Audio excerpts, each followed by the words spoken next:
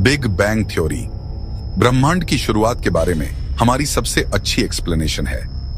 यह कहानी बताती है कि कैसे एक छोटे से पॉइंट से आज हम जो विशाल कॉस्मोस देखते हैं सब कुछ बना। बिग बैंग से पहले कोई स्पेस नहीं था, कोई टाइम नहीं था और कोई मैटर नहीं था। यह स्पेस का एक्सपेंशन था। एक छोटे से बलून की कल्पना कीजिए जो अचानक एक इनॉर्मस साइज तक फूल जाता है। जैसे जैसे स्पेस एक्सपैंड हुआ, ये ठंडा हुआ और इसके भीतर की एनर्जी ट्रांसफॉर्म होने लगी। ये थ्योरी बहुत सारे एविडेंस से सपोर्टेड है। हम रेडिएशन के रूप में बिग बैंग की फेंट इकोस का पता लगाते हैं। ये हमारे कॉस्मिक ओरिजिन्स को समझने के लिए एक पावरफुल फ्रेमवर्क प्रदान करती है।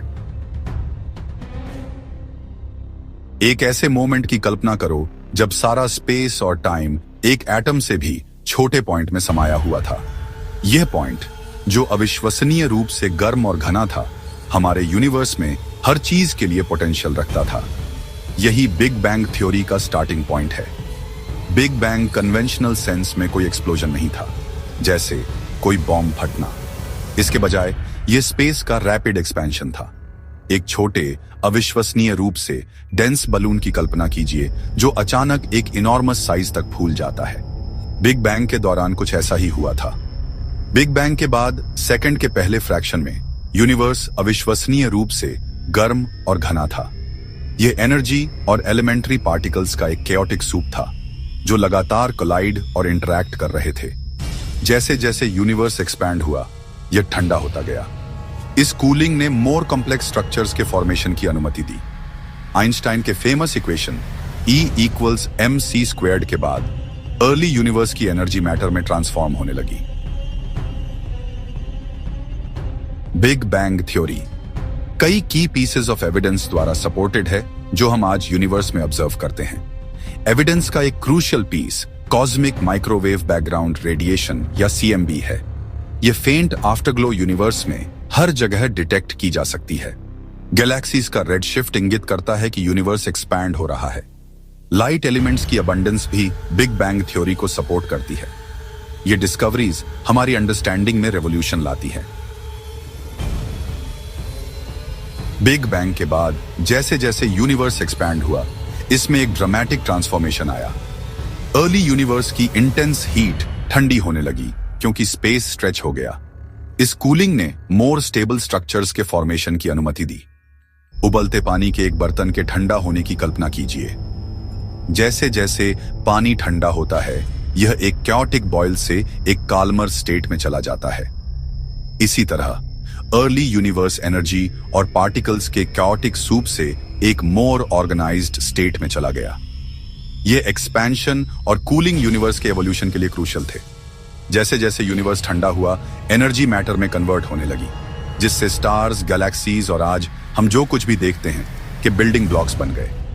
यूनिवर्स के एक्सपेंशन ने मैटर के डिस्ट्रीब्यूशन को भी प्रभावित किया।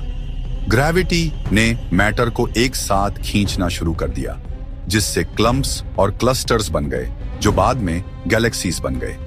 यूनिवर्स का एक्सपेंशन आज भी जारी है, हालांकि अर्ली यूनिवर्स की तुलना में धीमी गति से। सेक्शन 5 पदार्थ का निर्माण, कणों से परमाणुओं तक। बिग बैंग के बाद के पहले कुछ मिनट्स में यूनिवर्स अभी भी अविश्वसनीय रूप से गर्म था, लेकिन यह मैटर के सिंपलेस्ट फॉर्म्स के बनने के लिए पर्याप्त ठंडा हो गया था। ये थे प्रोटॉन्स, न्यूट्रॉन्स और इलेक्ट्रॉन्स, एटम्स के बिल्डिंग ब्लॉक्स। शुरू में ये पार्टिकल्स एनर्जी के समुद्र में मौजूद थे, लेकिन जैसे जैसे यूनिवर्स ठंडा होता गया, प्रोटॉन्स और न्यूट्रॉन्स कंबाइन होने लगे, जिससे एटम्स के न्यूक्लियाई बन गए। इस प्रोसेस को न्यूक्लियोसिंथेसिस कहा जाता है। सबसे पहले बनने वाले न्यूक्लियाई सबसे हल्के एलिमेंट्स के थे, हाइड्रोजन और हीलियम। ये एलिमेंट्स आज भी यूनिवर्स में मैटर के वास्ट मेजॉरिटी बनाते हैं। हालांकि इलेक्ट्रॉन्स के लिए इन न्यूक्लियाई से बाइंड होने और कंप्लीट एटम्स बनाने के लिए अभी भी बहुत गर्मी थी। यूनिवर्स एक प्लाज्मा से भरा हुआ था, एक गर्म आयोनाइज्ड गैस, जहां इलेक्ट्रॉन्स अपने एटम्स से अलग हो गए थे। इलेक्ट्रॉन्स को अंततः न्यूक्लियाई के साथ कंबाइन होने और स्टेबल एटम्स बनाने के लिए यूनिवर्स को ठंडा होने में और 3,80,000 साल लग गए। रिकॉम्बिनेशन नामक इस इवेंट ने यूनिवर्स के एवोल्यूशन में एक टर्निंग पॉइंट को चिह्नित किया। सेक्शन 6, ब्रह्मांडीय भोर। तारे ब्रह्मांड को प्रज्वलित करते हैं। रिकॉम्बिनेशन के बाद यूनिवर्स न्यूट्रल एटम्स से भर गया था, मुख्य रूप से हाइड्रोजन और हीलियम। ग्रेविटी ने इन एटम्स को डेंसर और डेंसर क्लाउड्स में एक साथ खींचना शुरू कर दिया। इन क्लाउड्स के अंदर ग्रेविटी ने गैस को लगातार कंप्रेस किया, जिससे टेम्परेचर्स और प्रेशर्स बढ़ गए। आखिरकार इन कोलैप्सिंग क्लाउड्स के कोर्स टेम्परेचर्स और प्रेशर्स तक पहुंच गए, जो न्यूक्लियर फ्यूजन को इग्नाइट करने के लिए पर्याप्त थे। इसने पहले स्टार्स के बर्थ को चिह्नित किया, प्लाज्मा के मैसिव बॉल्स जिन्होंने यूनिवर्स को लाइट अप किया।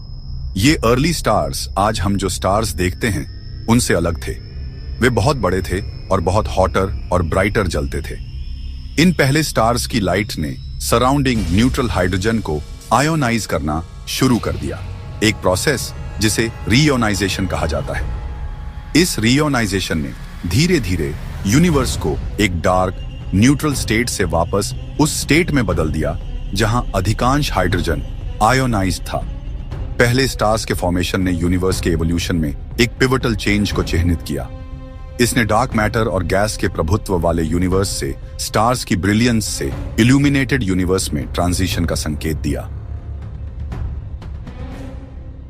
सेक्शन 7, आकाशगंगाएं उभरती हैं। ब्रह्मांडीय महासागर में द्वीप। पहले स्टार्स आइसोलेशन में नहीं बने थे, वे क्लस्टर्स में पैदा हुए थे, ग्रेविटेशनली एक साथ बाउंड थे। स्टार्स के ये क्लस्टर्स पहली गैलेक्सीज के सीड्स थे। समय के साथ ग्रेविटी ने अधिक से अधिक गैस और स्टार्स को एक साथ खींच लिया, जिससे ये प्रोटो गैलेक्सीज बड़ी और अधिक मैसिव हो गईं। गैलेक्सीज के बीच मर्जर्स ने भी उनके ग्रोथ में महत्वपूर्ण भूमिका निभाई। इन गैलेक्सीज के भीतर स्टार्स बनते रहे, अपना जीवन जीते रहे और सुपरनोवाए के रूप में एक्सप्लोड होते रहे। इन सुपरनोवाए ने इंटरस्टेलर मीडियम को हेवियर एलिमेंट्स से समृद्ध किया, जो प्लैनेट्स और लाइफ के बिल्डिंग ब्लॉक्स हैं। गैलेक्सीज का फॉर्मेशन और एवोल्यूशन चल रही प्रोसेसेस हैं। गैलेक्सीज विभिन्न प्रकार के शेप्स और साइजेस में आती हैं। हमारी अपनी मिल्की वे जैसी स्पाइरल गैलेक्सीज से लेकर एलिप्टिकल गैलेक्सीज और इरेग्युलर गैलेक्सीज तक। गैलेक्सीज का अध्ययन हमें यूनिवर्स के लार्ज स्केल स्ट्रक्चर और उन प्रोसेसेस के बारे में अमूल्य इंसाइट्स प्रदान करता है, जिन्होंने इसे अरबों वर्षों में शेप दिया है। सेक्शन 8, निष्कर्ष, विस्तारित ब्रह्मांड और परे। Big bang theory scientific inquiry की पावर का प्रमाण है। यूनिवर्स को ऑब्जर्व करके और फिजिक्स के लॉज को लागू करके हम अपने कॉस्मिक ओरिजिन्स की कहानी को एक साथ जोड़ पाए हैं।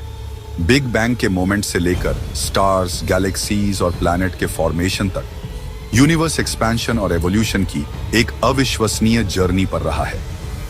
यूनिवर्स की कहानी अभी भी सामने आ रही है और बहुत कुछ ऐसा है जो हम अभी भी नहीं जानते हैं। हम कॉस्मिक माइक्रोवेव बैकग्राउंड रेडिएशन का अध्ययन करना जारी रखते हैं, डिस्टेंट गैलेक्सीज का ऑब्जर्व करते हैं और डार्क मैटर और डार्क एनर्जी की नेचर के बारे में फंडामेंटल क्वेश्चंस के आंसर्स की तलाश करते हैं। बिग बैंग थ्योरी केवल पास्ट के बारे में एक कहानी नहीं है, यह आज हम जिस यूनिवर्स में रहते हैं उसे समझने और आगे आने वाले रहस्यों का पता लगाने का एक फ्रेमवर्क है।